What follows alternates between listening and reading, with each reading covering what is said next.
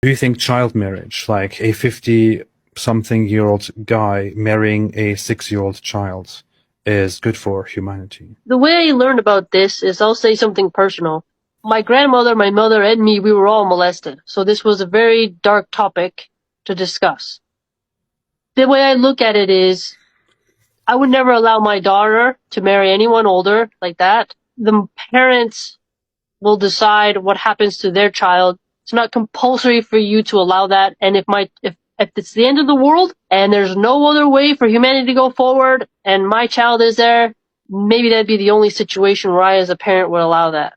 Okay, I'm very sorry. I'm sorry for what you And experienced. I know you're gonna say like, okay, but the Prophet Muhammad, peace be upon him, did that.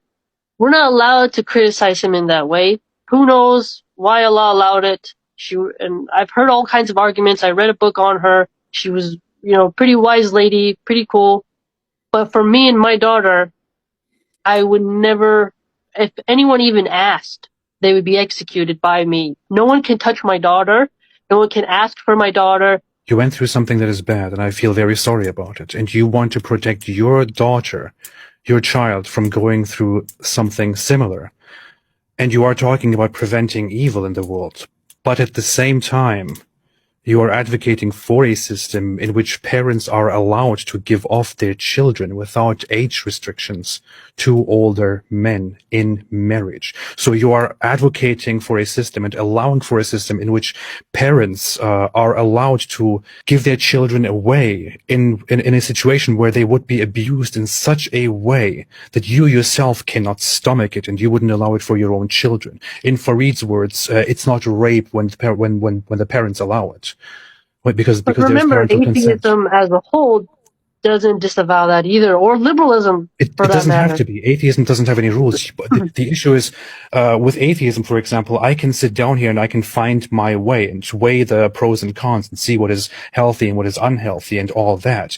The issue is, we're not talking about something that does not forbid something. We're talking about something that explicitly allows that certain thing. You are not allowed to make this illegal or to condemn this because your religion allows it and your Prophet Muhammad practiced it, which is why people like Daniel Hikichu today say this is a wholesome value. What I've learned about it from anthropologists is that it was a different time period, and if you're not too many people around, your poor, resources are low, you have this option, but it's not forced upon you. You don't have to if you don't want to allow it. But you think we should prevent evil, but at the same time you are, as said, advocating for a system in which this cannot be disallowed. It is allowed. It is practiced. Parents can make it. You may not want to do this to your own child because you think it is disgusting and horrible, but your neighbor who is a Muslim might allow their 5-year-old daughter to get married to some 50-year-old guy. Even in America, if my neighbor does something, I cannot prevent them. I can't prevent anyone else from doing anything, regardless of their religion. If a Jewish rabbi wants to do that weird circumcision ritual that they do, or they suck off the foreskin of the baby, I can't stop the rabbi from doing that, or the Jewish family from doing that to their newborn boy. All I can do is say, this is my daughter. I have full authority over her. She will get married when she's mentally capable. She's had her period. This is a big double standard. If you live in a society where child marriage is illegal, where it is banned, but if Islam was brought to that society, then Islam would lift that ban and would make it possible for little children to be married to old guys with the permission of their parents. This is something that Islam would bring. So Islam would actually bring something destructive that even makes you feel very uncomfortable. Are you aware of that? I am aware of that, and I'm also aware that, even, the French kings, they married 14-year-olds, 12-year-olds. The age was very young previously because people died Of much course, sooner. and they make mistakes. They were wrong. Yeah. We don't have to deflect to other things and say, well, they did it too. So No, I know what you're saying, we that they did it acknowledge that too.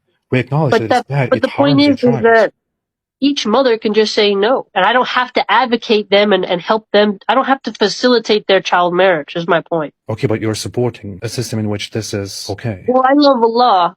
That's what I care about. I love Allah and I'm not a champion of child marriage. Do you see what I'm trying to say? That is not consistent with your entire idea, which you have advocated for from the beginning, which is that Islam brings a system which gets rid of the evil. Because Islam, in this case, brings the evil that you are talking about. The issue is whether they have to or don't have to is completely besides the point. You know, I don't care if people have to do this or don't have to do this. The issue is that Islam provides a system in which this is allowed.